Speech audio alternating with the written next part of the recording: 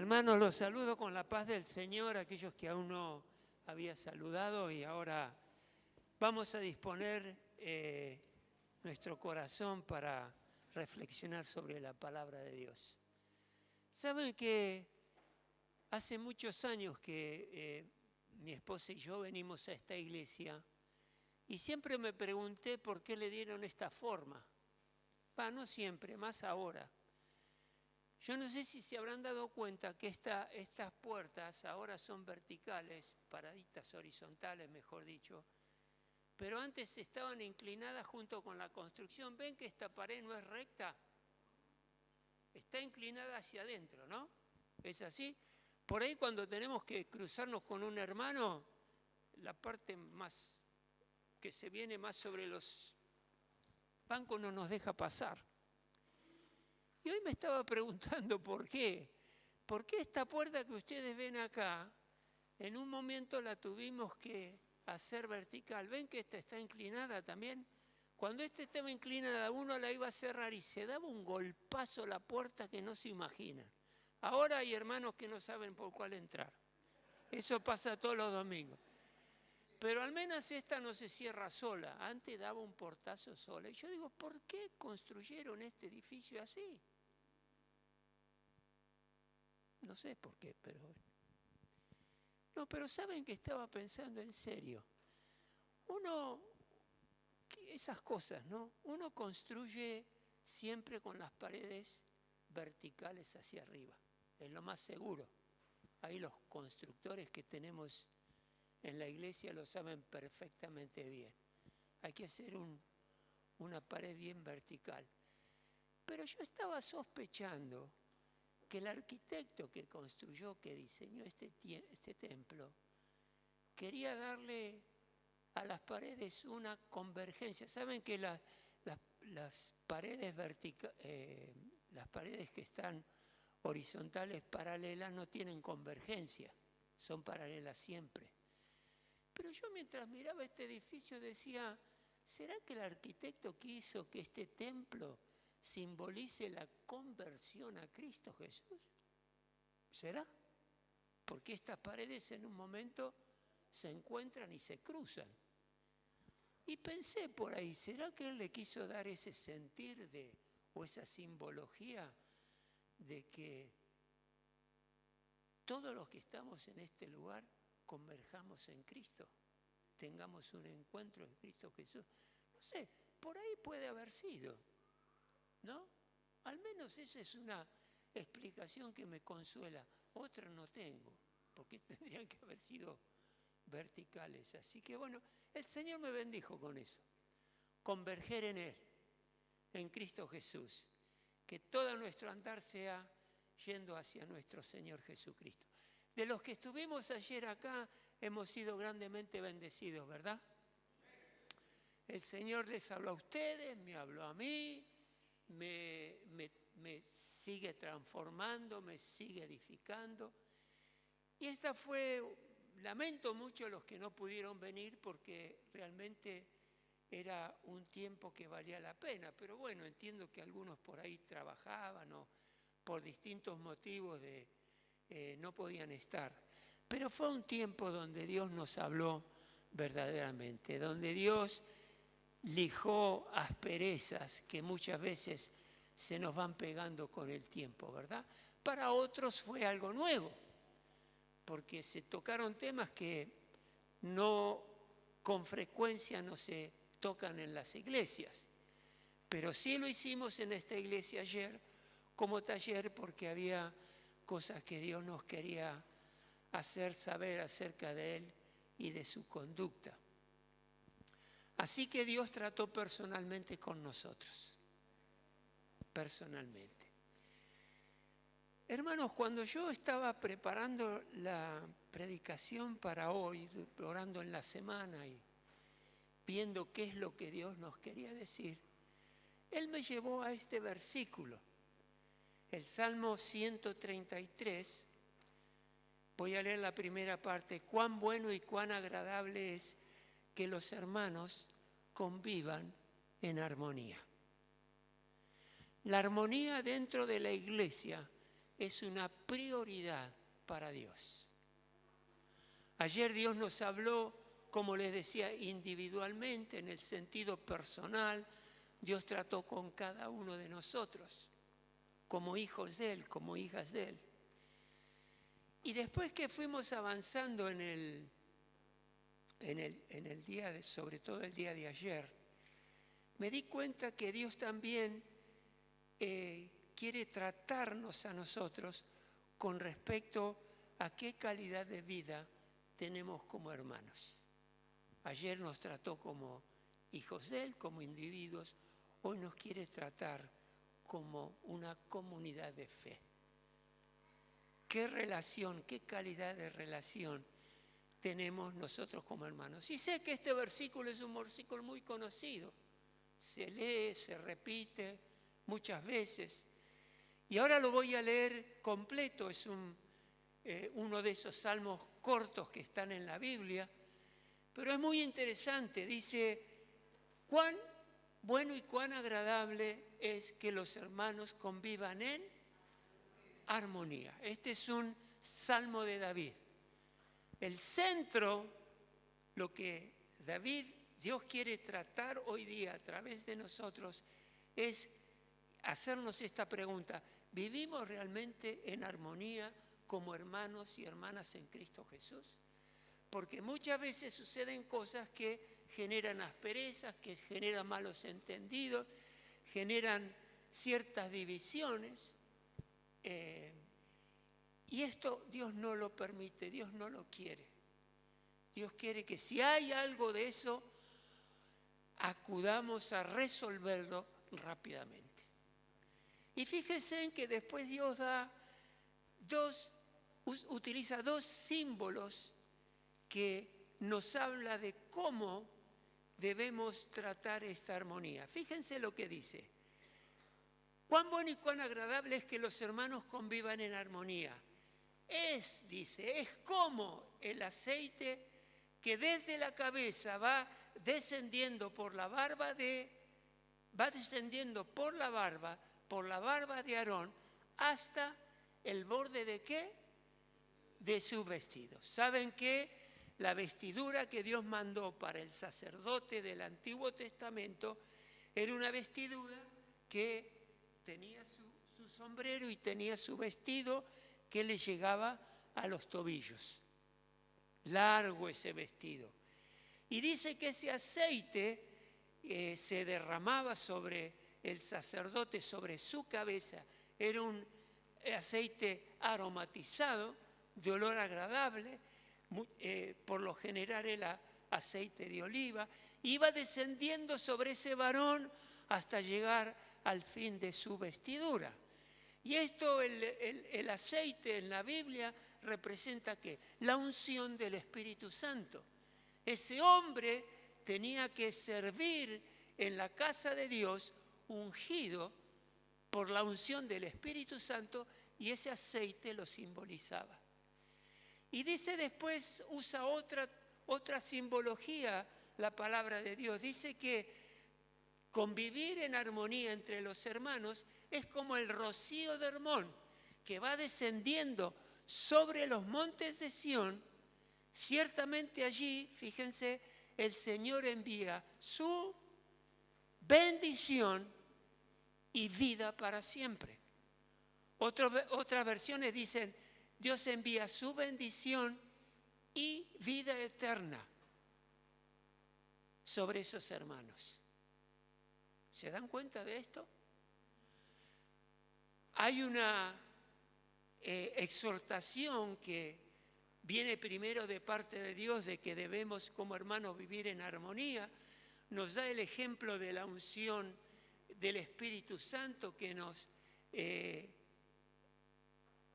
mantiene la armonía y la paz dentro de la casa de Dios. Y después usa un ejemplo que para nosotros es un poco difícil de entender.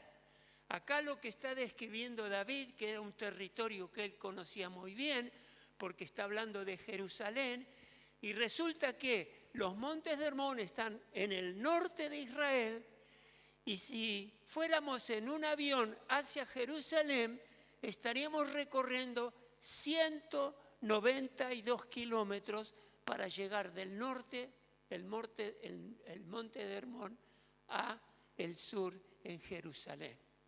Y dice que hay un rocío que se levanta en el monte Hermón y termina en los montes de Sión, en el monte de Jerusalén. ¿Qué tendrá que ver esto con la armonía? ¿Se preguntaron? Pregúntense, ¿qué tendrá que ver esto con la armonía entre los hermanos? Pero hay una realidad, hay una cosa que tenemos, sobre la cual nos tenemos que centrar, que si como comunidad de fe, como hermanos y hermanas, vivimos en armonía, ciertamente el Señor abre los cielos, envía su bendición y vamos a disfrutar de la vida eterna, ahora en la tierra y más allá, y después cuando estemos con nuestro Señor Jesucristo. Tiene un enorme beneficio vivir en armonía. Decile al que está a tu lado, Dios te está hablando.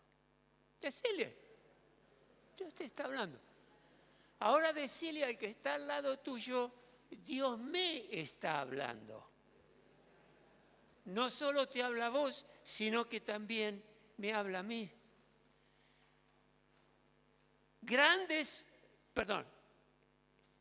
Entonces, la recompensa, lo que Dios hace sobre esa congregación, esta congregación que vive en armonía, es la bendición del cielo y vida para siempre. Ese es el beneficio, ese es el resultado. No tenemos que hacer nada nosotros para que esa bendición baje. Baja sola. Dios promete su palabra. ¿Por qué? Porque vivimos en armonía. ¿Se entiende eso? ¿Y qué es la armonía en términos bíblicos? Porque acá tenemos que ir a la Biblia. Muchos usan el ejemplo de una orquesta sinfónica, que todos tienen que sonar en armonía para que eso al oído llegue muy bien. Los hermanos aquí con los instrumentos, lo mismo. No pueden tocar cualquier nota. No se rían los que están ahí en la banda. No pueden tocar cualquier. Hay notas específicas, tonos de voces que hacen que todo eso suene en armonía. Bueno, según la Biblia, la palabra armonía es que todos tengan un mismo sentir. No que todos pensemos igual, pero que todos tengamos un mismo sentir. Que haya un mismo espíritu en los hermanos, que es el de servir a Dios, honrar a Dios, fortalecer la casa de Dios a través de su palabra, en fin, muchas cosas que podemos hacer. La armonía es que seamos compasivos, que seamos fraternales los unos con nosotros, misericordiosos los unos con nosotros. Y más que pasar tiempo juntos, es estar en esa delicia y ese agrado que tiene la unión entre los hermanos, esa unión que viene a través del amor tan enorme que Dios nos tiene a cada uno de nosotros. Hoy estábamos cantando y decíamos, alabemos al Señor, alabemos su nombre, ¿se acuerdan? Y estábamos respondiendo a un salmo que está en la Biblia, el salmo más cortito de la Biblia, es el Salmo 117. Y fíjense, justamente dice, alaben al Señor naciones todas, pueblos todos, canten alabanza. ¿Por qué? Porque grande es su amor por nosotros, la fidelidad del Señor es eterna. Él nunca nos va a fallar. Nunca vamos a tener que hacerle un reclamo de por qué esto o por qué lo otro. Porque lo que Él hace, lo hace con fidelidad y lo hace para nuestro beneficio, para nuestra bendición. Hermanos, de no haber sido por el Evangelio, podemos llegar a la conclusión de que es posible que nunca nos hubiésemos conocido. Es así, ¿verdad? En este lugar nos une la fe en Cristo Jesús. Pero hay una cosa, que Dios nos trajo bajo un mismo techo espiritual, porque quiere hacer grandes cosas con nosotros. Fíjense, viendo que vivimos en armonía. ¿Me están entendiendo? No, ¿no? Sí, esto es muy claro. Tenemos un denominador común en Dios Todopoderoso, la armonía, y eso se lo debemos porque su amor hacia la iglesia es un amor eterno. La unidad y la armonía la produce ¿quién? El Señor. Quien produce la armonía dentro de la iglesia es el Señor. Porque el Señor quiere que mantener a la iglesia en paz y en armonía, siguiendo al Señor, concentrando nuestra atención en el Señor, como Pablo muchas veces nos ha hablado. Esta armonía no la producimos nosotros, pero ¿de qué somos responsables nosotros? De conservarla, de cuidarla, de alimentarla, pero viene del Señor. Atiéndanme porque esto es muy interesante. En el año 1795 se ideó un proceso de tratamiento de los alimentos. ¿Qué tendrán que ver los alimentos con la armonía? Pero fíjense lo curioso. En el año 1975, un francés llamado Nicolas Appert, de profesión confitero, ideó un procedimiento de conservación tan sencillo como eficaz que utilizamos aún hoy día. ¿Y qué ideó este hombre? Él encontró que al colocar los alimentos en un tarro de cristal cerrado herméticamente y hervirlo durante un periodo determinado, lograba que de esta manera los alimentos se mantuvieran en perfecto estado y con buen sabor, y de esa manera las personas se podían alimentar. Y esto pasa con todos los enlatados que tenemos hoy día, que se tratan de esa misma manera. Después, Pasteur en el año 1860 descubre que ¿por qué se mantienen los alimentos frescos y buen sabor cuando los cierro herméticamente y los hiervo? Porque ahí mueren todos los microbios.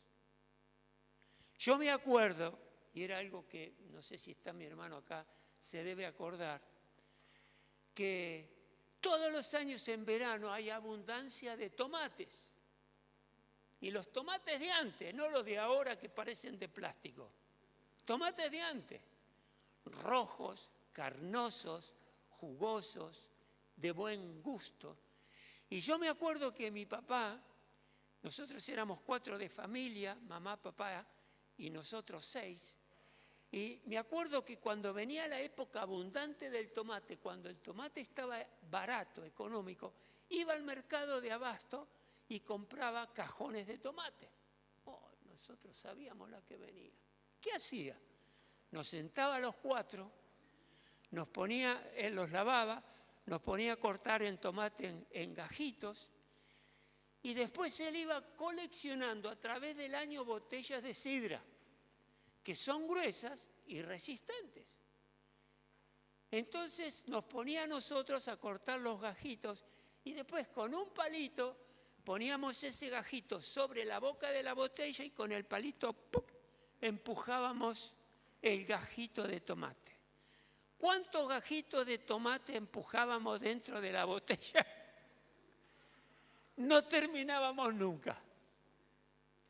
Después él lo tapaba bien, con un corcho le ponía el cierre de alambre, lo ponía en un fuentón de chapa aluminizada, prendía fuego abajo y ahí lo mantenía hirviendo 2, 3, 4 horas, 5, no me acuerdo cuánto. A esa botella, les estoy dando la receta, le agregaba laurel y a veces le agregaba albahaca.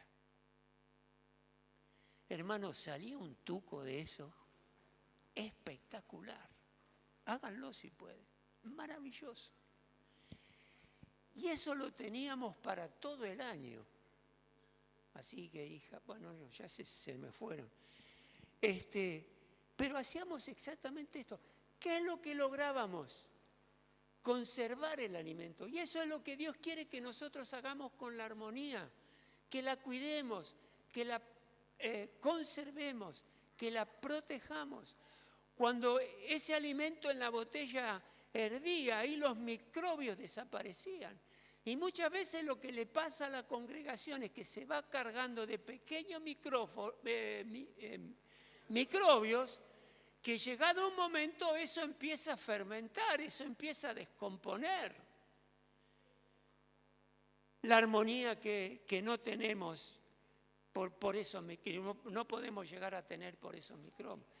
Napoleón Bonaparte, ¿se acuerdan que fue un estadista, un político, un guerrero?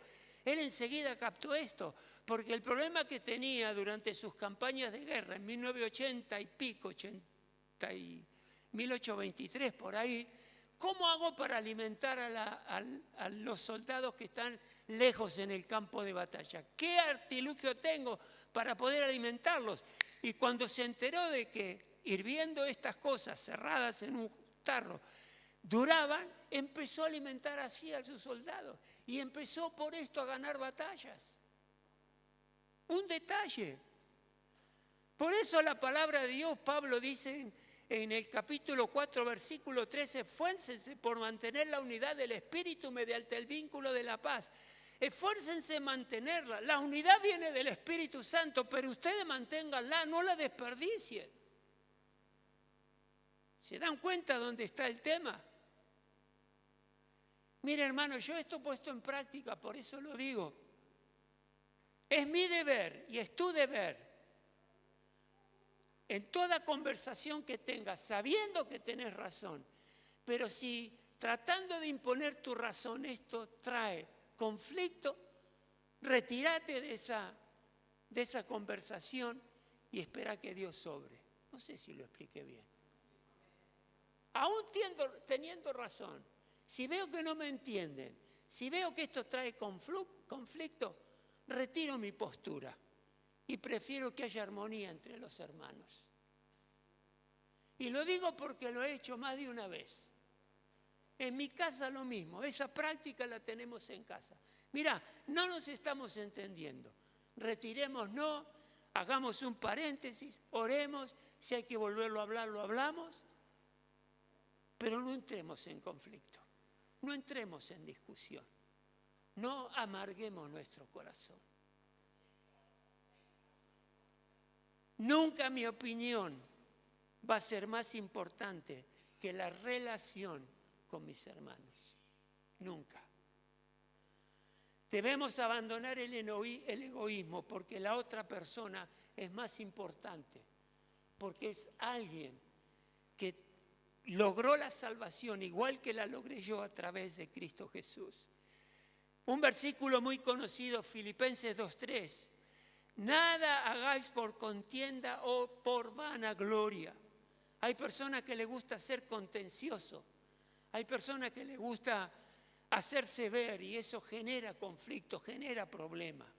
Dice, antes bien con humildad, estimando a cada uno, a los demás como superiores a uno mismo. No es que son superiores, pero yo los estimo superiores para poder servirles. Si yo los veo como inferiores a mí, nunca les voy a servir, nunca los voy a ayudar. Hay una carta muy interesante que escribió el apóstol Pablo, pero en una de ellas escribe desde la cárcel de Roma, le escribe a la iglesia de Filipo, y en esta carta él entendió que era importante hacerles algunas exhortaciones a los filipenses. Entonces, él les hace esta exhortación entre otras. En Filipenses 4:2 dice, ruego a Evodia y también a Síntique que se pongan de acuerdo, ¿en qué? En el Señor,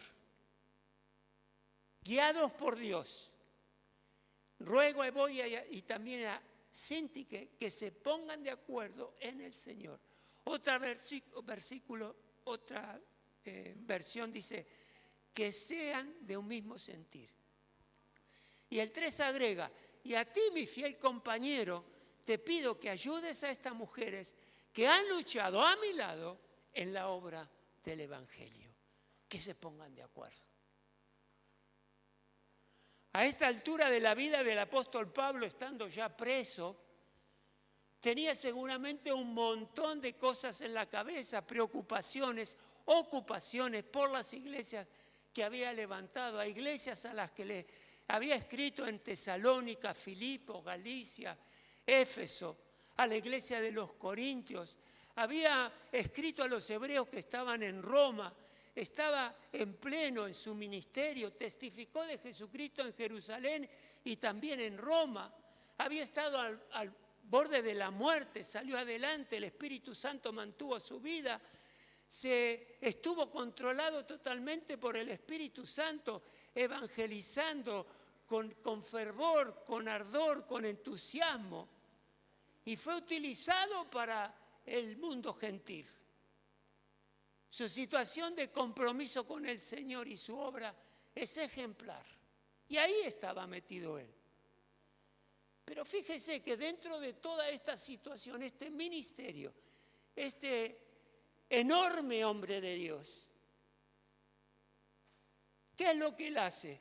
Se acordó de dos mujeres que estaban enemistades y les ruega que se pongan de acuerdo. Qué curioso, ¿no? ¿Será tan importante la armonía que dentro del entorno de esplendor que él vivió y de sufrimiento también, se acuerde de dos mujeres que estaban en discordia?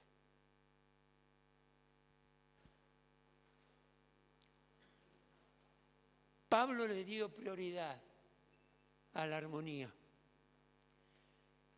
Todos conocemos y es recordado muchas veces que una manzana podrida pudre ¿qué? Todo el cajón.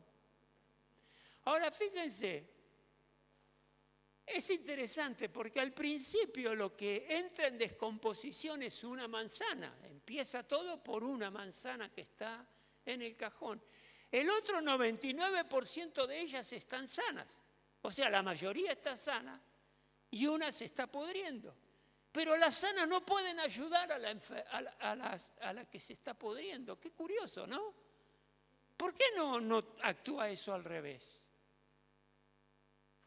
Entonces ahí nos tenemos que dar cuenta que lo que primero que hay que hacer, antes que se pudra todo, es quitar esa manzana que sabemos que va a pudrir al resto. Eso es lo que Pablo le estaba diciendo a estas dos mujeres. Antes que la cosa se desmadre, se agrande, actúen rápidamente. Y por eso le dice a estos dos hombres, bueno, en realidad le está diciendo, cuando Pablo acá escribe, a mi fiel compañero se cree que es Cícigo, que era el que estaba en ese momento encargado del área pastoral en Filipo. Así que acá vemos claramente que hay que evitar esa situación porque puede pasar lo que pasa con la manzana. ¿Quién me está entendiendo? ¿Estoy hablando claro? Dios ahora nos está hablando como comunidad de fe. Ayer nos habló a cada uno de nosotros. ¿Qué teníamos que resolver en nuestra vida? Ahora nos habla como iglesia. Por eso Jesucristo en Mateo 5:23 dice, por lo tanto, si estás presentando tu ofrenda en el altar y allí recuerdas que tu hermano tiene algo contra ti, deja tu ofrenda allí delante del altar. Ve primero y reconcíliate con el hermano. Luego vuelve y presenta tu ofrenda. O sea que si yo vengo acá, el hermano preside la ofrenda y estoy por poner el sobre, me acuerdo que tengo alguna cuestión irresuelta con un hermano, no tendría que poner el sobre con el dinero. Tendría que ir a arreglarme con ese hermano y después poner el dinero, la ofrenda de adoración a Dios. Hago un paréntesis. Aquí vemos claramente que la ofrenda no es una cuota societaria. La ofrenda no es una cuota de mantenimiento de las instalaciones de esta iglesia tipo consorcio, no lo es. Porque si lo fuera, ¿qué importa qué relación tengo yo con mi esposa o con mis hermanos o con quien sea? No importa. Si es una cuota de esa índole, la pongo en el cofre y me siento y sigo con la reunión. No. Lo que pasa es que la ofrenda es un acto de adoración, es un acto de honra a Dios, es un acto de decirle, Señor, con mis bienes te agradezco por todo lo que has hecho por mí. ¿Se entiende eso? Y qué importante es la adoración a Dios y la ofrenda, que el Señor Jesucristo dice claramente, un momento. Es importante el servicio en la adoración, en la alabanza. Es importante el ministerio que estás llevando adelante en la iglesia, en tu casa. Es importante, pero más importante es que te reconcilies con aquellos que sabes que tienen algo contigo. Dios desea que en armonía y paz con los hermanos adoremos con nuestras ofrendas.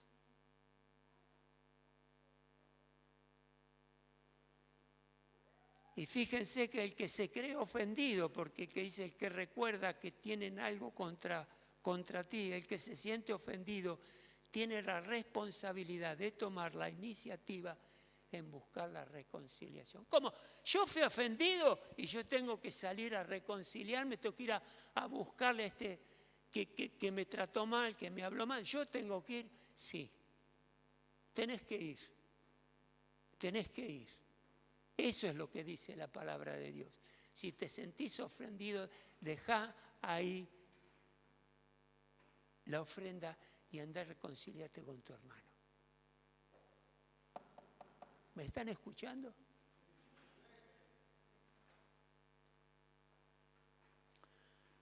Acá tenemos que notar que para Jesús la reconciliación mutua es prioridad. Está primero está primero la reconciliación que cualquier servicio que yo pudiera servir, con el cual pudiera servir a Dios. Mateo 18:15. Si tu hermano peca contra ti, ve a solas con él y hazle ver su falta. Si te hace caso, has ganado a tu hermano. Puede ser que muchas veces vamos a pedir perdón y no nos lo acepten. O nos lo aceptan pero queda ahí. Puede ser. Pero yo cumplí. Yo hice mi parte. Hermano, yo soy un convencido de lo siguiente.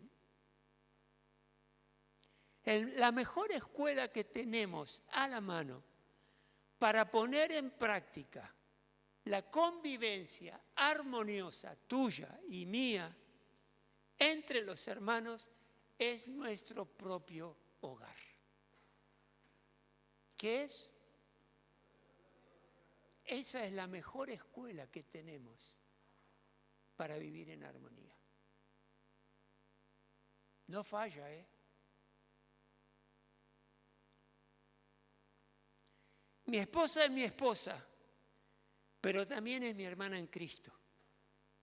Yo soy su esposo, pero también soy su hermano en Cristo. El hijo tiene hermanos en Cristo Jesús que son sus padres. Y si el papá o la mamá no cree en Dios, a través de esa armonía, de esa el trato sano que tiene con el padre, con la mamá, es muy probable que esa persona, ese papá, esa mamá, llegue a los pies de Cristo. Es excelente ese lugar para practicar la armonía. Es excelente para practicar el pastorado del hombre, de la mamá. Es excelente para que los hijos aprendan obediencia, para poder obedecer a Dios después. Es una escuela maravillosa que Dios puso a nuestro alcance. Nadie puede decir no tengo familia con quien pueda relacionarme y poner en práctica lo que es vivir en armonía. Sabemos que hay familias que viven en mucha discordia, con mucho maltrato, cristianos que viven con mucho maltrato. Dios condena eso.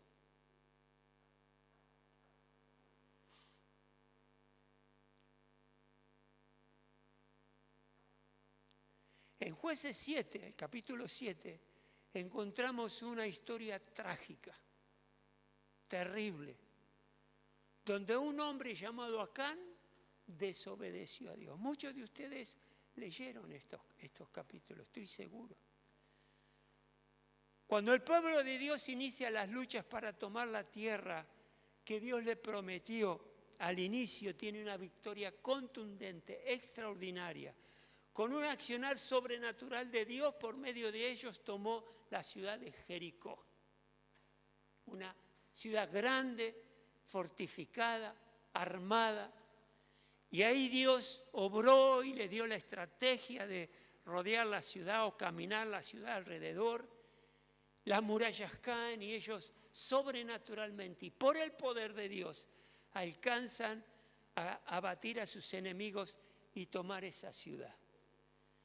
Después les tocaba tomar una ciudad más pequeña. Se imaginarán cuál es lo que lee en la Biblia, la ciudad de Ai, H-A-I o Hai. Atacan y los soldados de Ai los derrotan. Hay que entender que esta ciudad era mucho más chica que Jericó, estaba menos armada que Jericó, había menos hermanos que en Jericó, y los que menos eran los derrotan a los israelitas. ¿Qué pasó? ¿Por qué? El ejército israelita en esa batalla sufrió 36 bajas y fue perseguido, pasó algo vergonzoso, le dieron la espalda a sus enemigos porque estaban huyendo de ellos, teniendo a Dios de su lado y teniendo un buen ejército para hacer la batalla.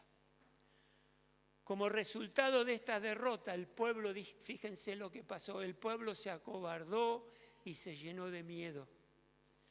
Postrado rostro en tierra, Josué consulta a Dios y le pregunta, ¿por qué nos hiciste cruzar el Jordán y nos entregaste en manos de nuestros enemigos? Ya lo estaba culpando a Dios.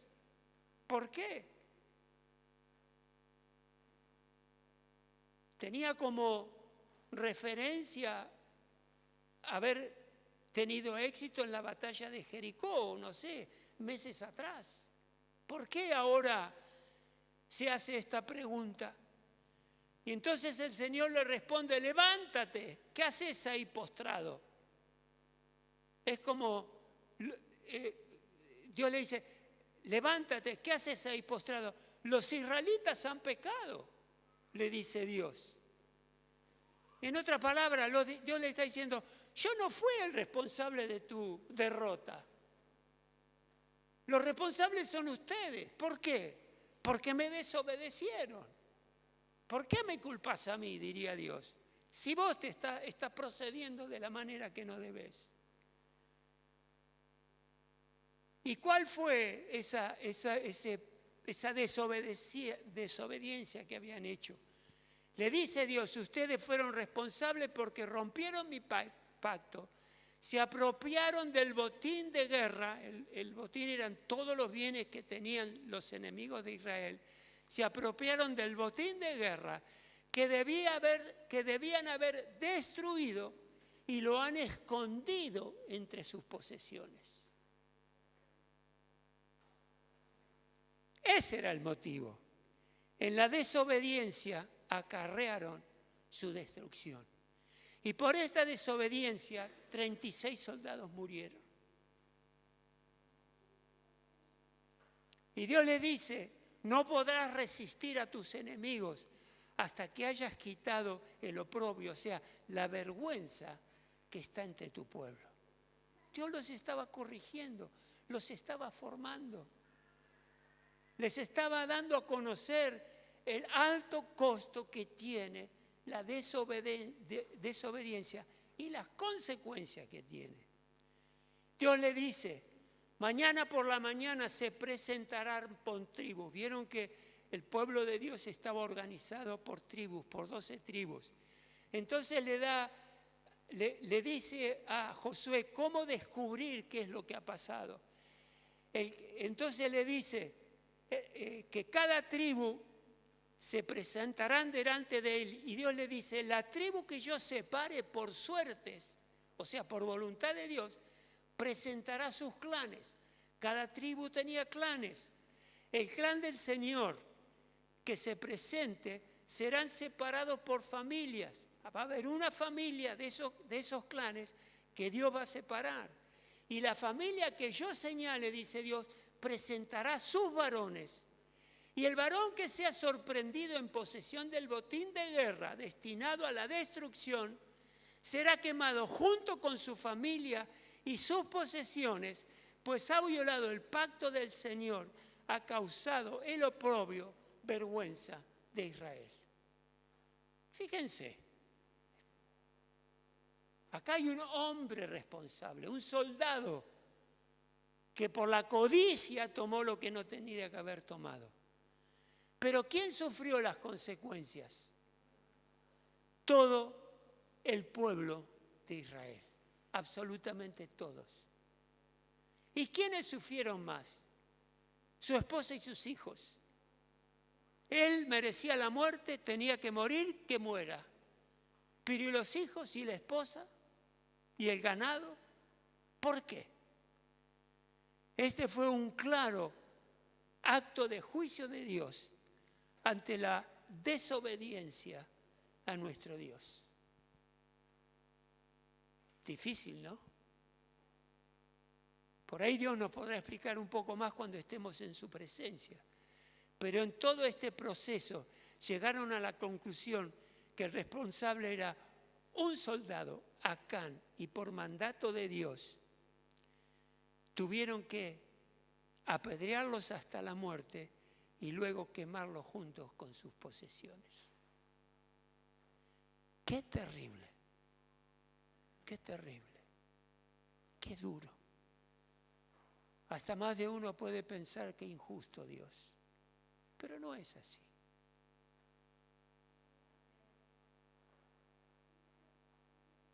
Dios entendió que había llegado un momento de aclarar con mucha claridad las cosas y que el pueblo de Dios y la iglesia entienda la importancia que tiene la obediencia a nuestro Dios.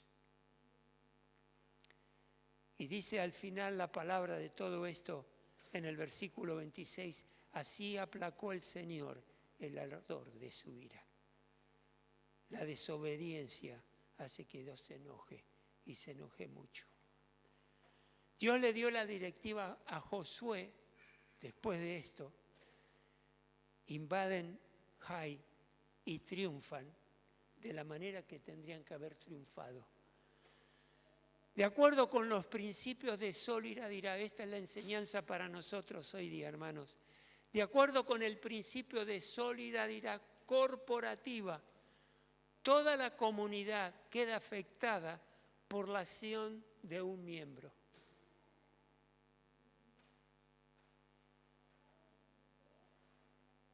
¿Se entiende eso? ¿Lo creen?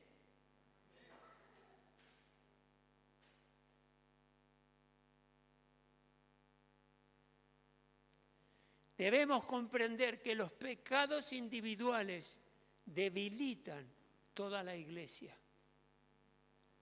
Por eso fue importante el esfuerzo que tomamos ayer para ponernos a cuenta con Dios, con todas aquellas cosas que Dios nos fue mostrando y hablando. Porque la salud, lo que nos importa a mi esposa y a mí, la salud de la iglesia es tremendamente importante para que lo que Dios desea, el deseo de Dios se pueda cumplir. Ahora, quiero decirte esto, préstame atención. Ayer se dijo varias veces, si te identificás con esta responsabilidad, no es para juicio ni para que te sientas culpable. Esto es importante que la iglesia lo entienda, porque cuando Dios nos muestra su sentir con respecto a algo, no lo hace para mortificarnos, para destruirnos, para hacernos sentir culpables, despreciables, inútiles. No. Él hace esto por amor a nosotros y a través de su palabra y los ejemplos de la Biblia, llamarlos a la reflexión.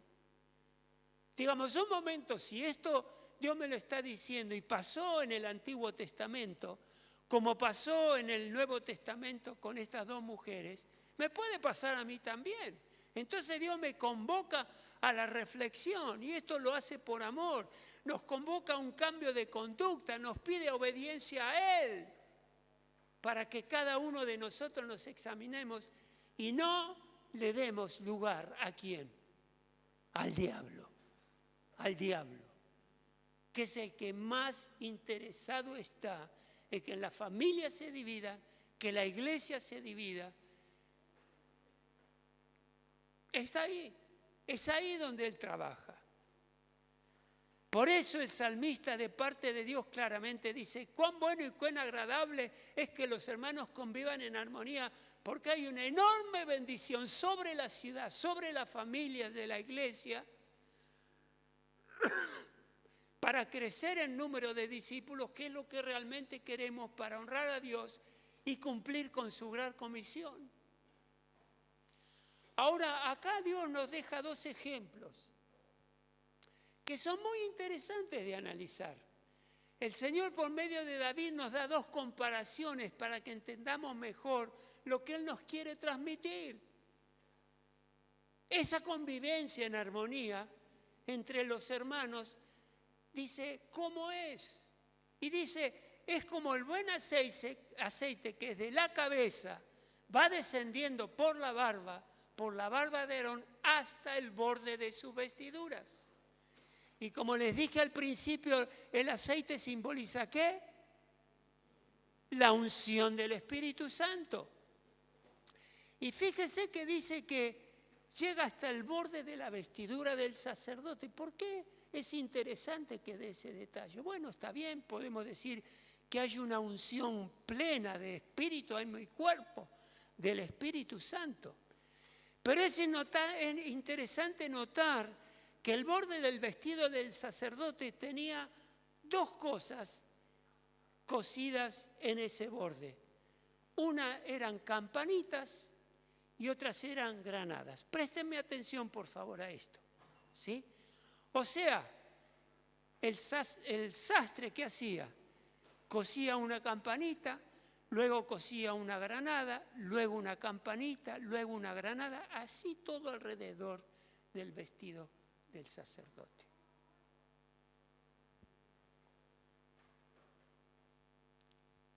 ¿Qué función cumplían las campanitas? Cuando el sacerdote iba al lugar santísimo, entraba a cumplir su servicio a Dios, y cuando él se movía, esas campanitas sonaban. Y el temor de los que estaban alrededor, fuera del lugar santísimo, eran que el sacerdote por algún motivo muera, que Dios se lo llevara, que le pase algo. Entonces, al escuchar las campanitas, ellos sabían que ese hombre estaba vivo. Las campanitas anunciaban vida. ¿Me escucharon? Las campanitas anunciaban vida. Era una señal de vida. Ahora, ¿qué pasaba con las granadas? Las granadas en la tradición judía ¿la conocen a la granada? Es esa frutita que tiene una boquita en la punta como un labio así, y adentro tiene granitos de color rojo semitransparente y adentro hay una semillita. ¿Saben cuántas de esas granos que tiene semillita hay? 613 semillitas en cada granada.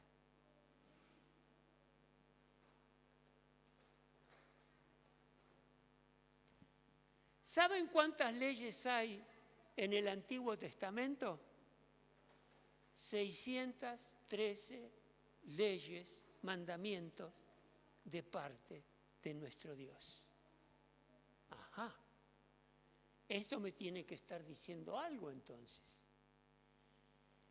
Y lo que me dice es que cuando estamos juntos en armonía, se suman a nosotros la vida de Cristo y la palabra de Dios. El sacerdote conocía las 613 leyes, mandamientos que hay en la palabra de Dios y las necesitaba para ministrar. Y hermanos, nosotros cuando estamos en armonía, no solo tenemos vida e inspiramos vida a otros, tenemos la vida eterna, sino que también recordamos la palabra de Dios cada momento que la necesitamos como congregación o individualmente. Ahí tenemos la palabra de Dios. Y esa palabra de Dios hace que descienda la bendición y la vida eterna sobre esa comunidad de fe, sobre cada uno de nosotros. ¿Se dan cuenta? Veo caras confundidas.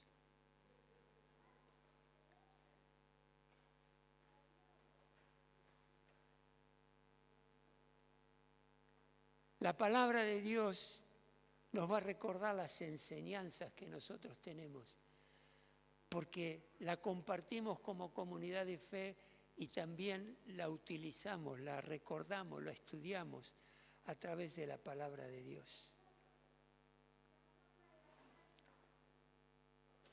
¿Y qué tiene que ver cuando dice el Salmo 133:3 que la armonía entre los hermanos es como el rocío de Hermón que va descendiendo sobre los montes de Sión? Ciertamente allí el Señor envía su bendición y vida eterna. ¿Qué querrá decir el rocío del monte de Hermón? Les comenté al principio que el monte de Hermón está en el norte de Israel. Allá se forma, sobre todo en la noche, el rocío y empieza a descender, empieza a bajar hacia el sur, empieza a caer hasta que llega a los montes de Jerusalén. ¿Qué es el rocío? ¿Qué es el rocío? Agua, humedad, claro. Y al ir bajando, no sé si ustedes escucharon alguna vez de la media luna fértil, que es la zona fértil ahí de las tierras de Palestina. Esa humedad, esa agua iba bajando y lo que hacía era que iba, al entrar en contacto con la tierra, va humedeciéndola y esa agua va generando fruto. ¡Wow! ¿Qué nos está diciendo aquí el Señor con este versículo? Que cuando los hermanos viven en armonía, viven la plenitud de la plenitud de la vida eterna, la vamos a vivir cuando estemos presentes en Dios.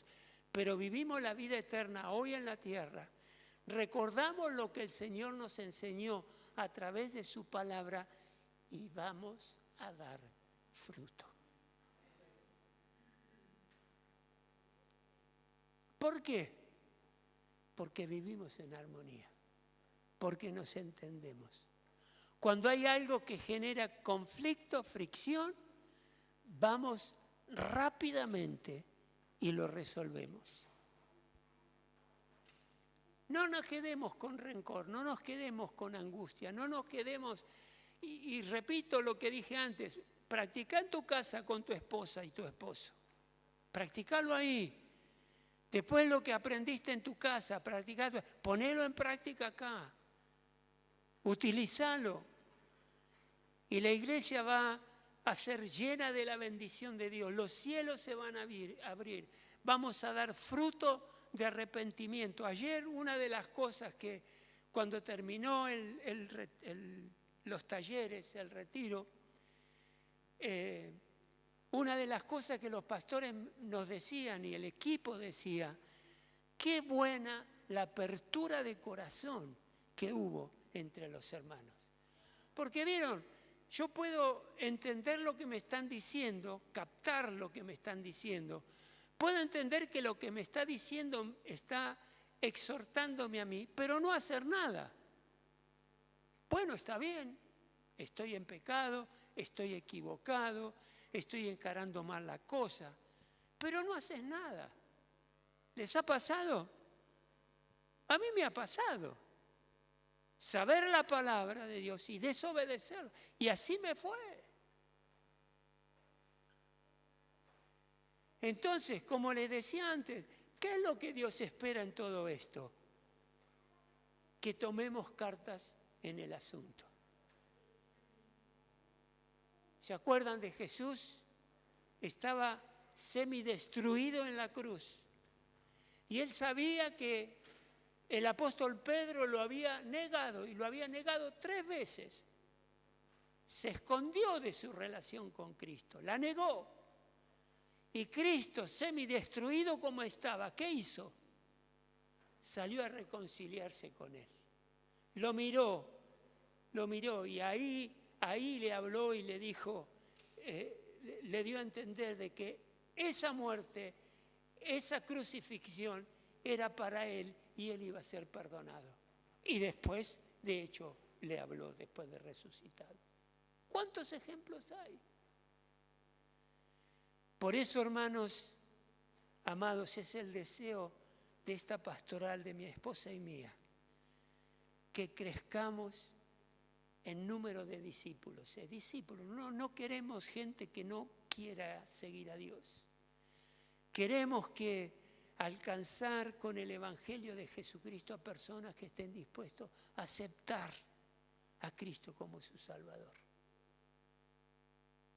Y esto depende de vos y de mí.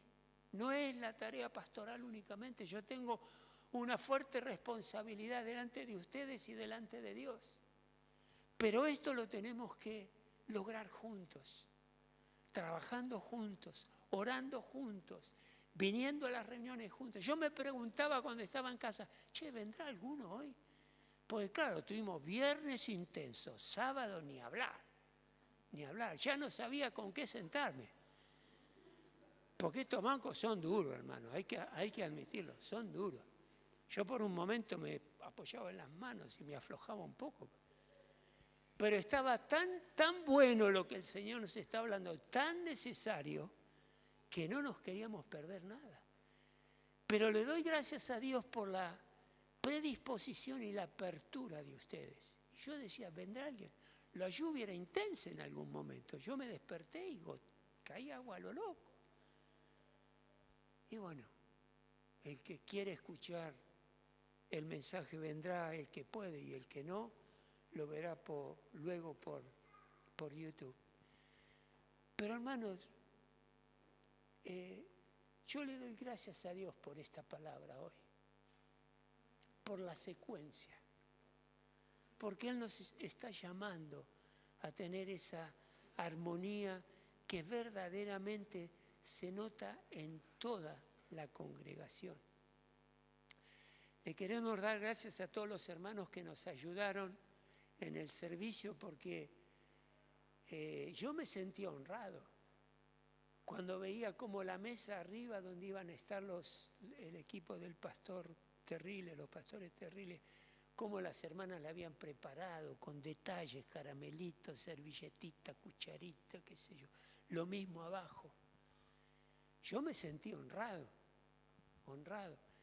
Más que todo viene la hermana Rita arriba donde estamos reunidos y dice, yo estoy aquí para servirles.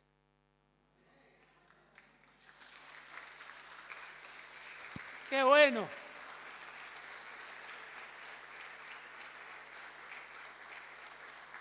Ese espíritu de servicio lo necesitamos todos. Después vino Marilu y también la aplaudieron ahí.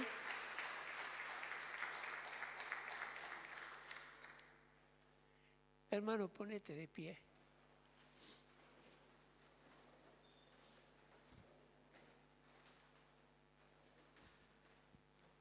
Cerrá tus ojos, ahí donde estás.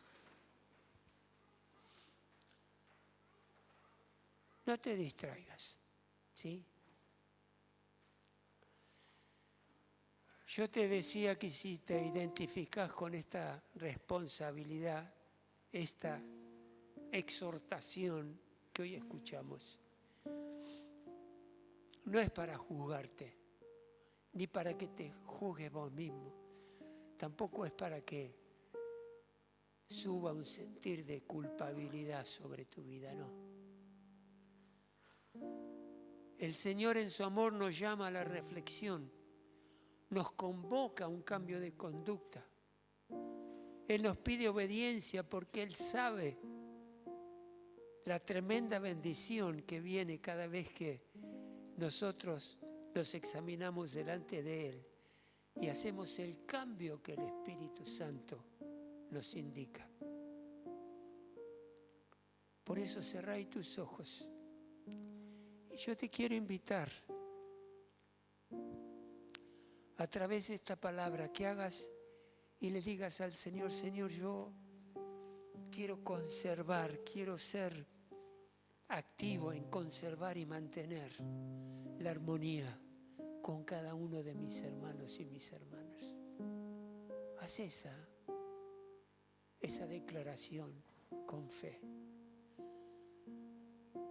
Porque van a surgir circunstancias que van a hacer que en algún momento no nos entendamos. Uno piense una cosa, otro otra. Uno vea cómo llegar a un lugar, a un barrio, a una casa, y otra la ve distinta. Que eso no nos separe, nunca. En el lugar, si no hay armonía, papá hace todo el esfuerzo necesario, orando, leyendo la palabra, trayendo enseñanza sana a tu esposa, a tus hijos. Ahí tu esposa te va a estar ayudando para que haya armonía en el hogar. Hay que convivir con la armonía que viene de parte de Dios. Y nosotros estamos para cuidarla, ponerla en esa lata de conserva para que mantenga sus propiedades, mantenga su sabor, para que cuando la probemos veamos la vida manifestándose a través nuestro, veamos la palabra de Dios que va llenando nuestra mente y nuestro corazón y podamos así tener vida y dar fruto abundante y fruto que permanezca. ¡Wow!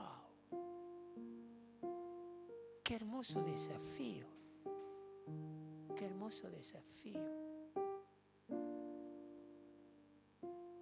Te doy un consejo más. Si tenés que tratar un tema delicado como estas dos mujeres tuvieron que tratar, ahí Pablo le dice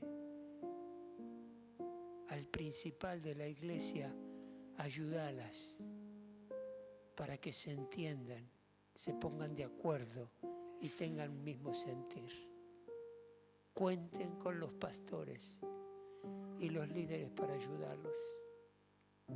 Háganlo.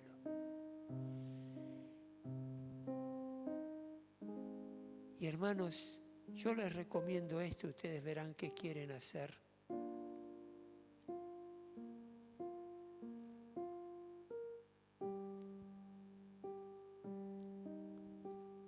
Si tienen un tema que tratar para establecer una reconciliación y que haya armonía,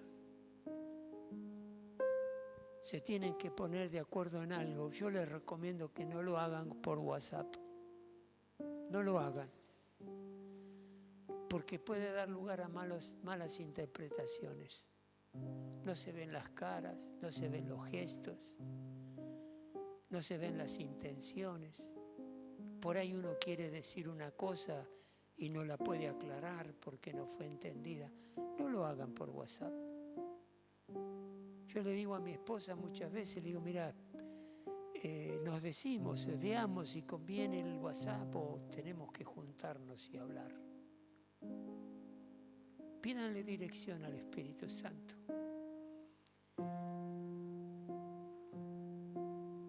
Armonía, convivan en armonía.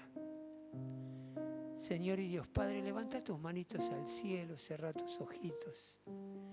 Dios y Padre, te damos gracias porque ayer has tratado nuestro corazón, nuestra alma, nuestro espíritu, la has tratado, Señor Jesús, de una manera sobrenatural y con un amor y una ternura que solamente vos podés utilizar para llevarnos a la reflexión, arrepentirnos y cambiar de actitud. Pero Padre, hoy nos has amado, nos has hablado como una comunidad de fe, como tu iglesia. Y a través de esas palabras nos has mostrado lo primordial que es en tu agenda que podamos convivir en armonía, en unidad, en entendimiento, para que podamos ayudarnos mutuamente, para que podamos juntos planificar y trabajar para la bendición de tu reino. Ayúdanos, Padre, a tener un mismo sentir, un mismo espíritu. Ayúdanos para que tengamos una actitud y una virtud de compasión, de confraternidad, para que podamos tratarnos los unos a los otros con misericordia, para que disfrutemos un tiempo de calidad, de unidad, de armonía. Ayúdanos en esto, Padre. Y Señor, si a través de lo que nos venís hablando tenemos que ir y pedirle perdón a alguien, tenemos que reconciliar algo porque ha habido un malentendido, que rápidamente lo podamos resolver. Si lo podemos resolver ahora, hoy, que lo hagamos hoy. Pero si la persona o las personas con las que tenemos que hablar no están acá,